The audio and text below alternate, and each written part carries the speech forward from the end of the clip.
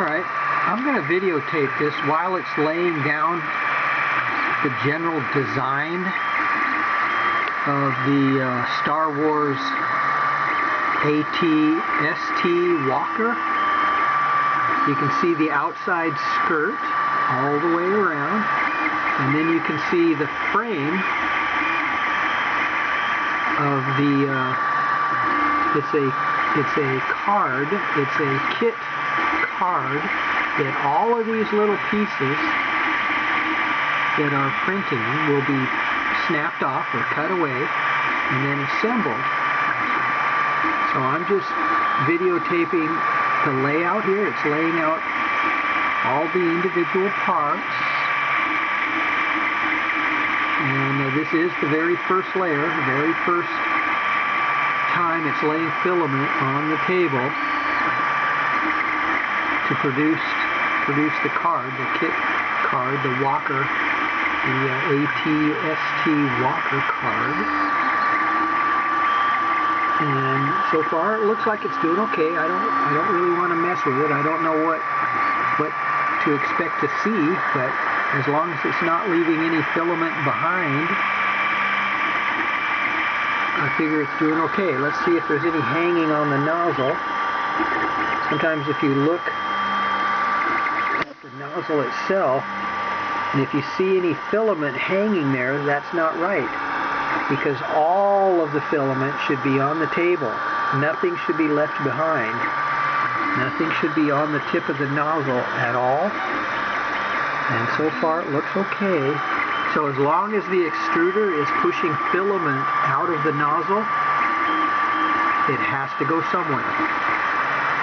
It doesn't just evaporate. It's either not landing where it's supposed to, or it's landing where it's supposed to, or it's stuck to the nozzle.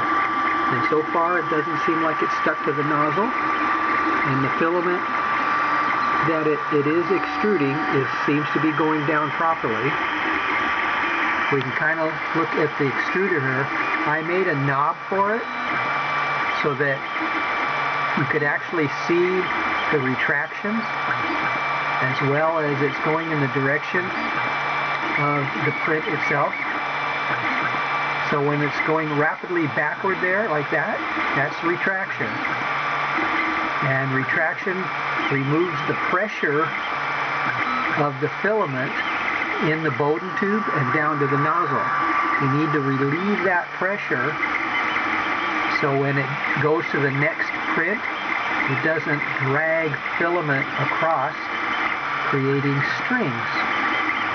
So we'll see if the settings are good here. It does retract quite a bit. That might be a little too much for this particular print. I didn't make any changes in it from my last print, so that might be something to look into. So I'm going to let it keep going here, and I hope for the best.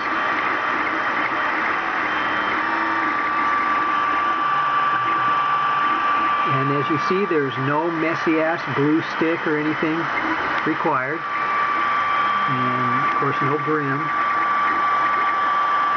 But yeah, no need to use any glue stick if you actually print in this fashion, as you see right here. It's in the video here. You can kind of see how I print and how it is able not to need any messy glue stick. So we'll see what happens. I'll report back. Oh, by the way, no heat to the bed. My nozzle's at 212, you can see there, nozzle. You can see the zero, that zero set point for the bed. That means I'm not heating the bed. And yet, the parts seem to be sticking to the surface as it's supposed to. That's amazing. You kind of wonder, how am I doing that? How is that being done with no heat to the bed? How is that possible? And no messy glue stick. You can see that. I'm not trying to hide anything. You can see in the video, no messy glue stick. Just what you see happening right now as it prints. Truly amazing. Not really. It's just the way I found it prints great every time. So it's not really magic. Not a mystery.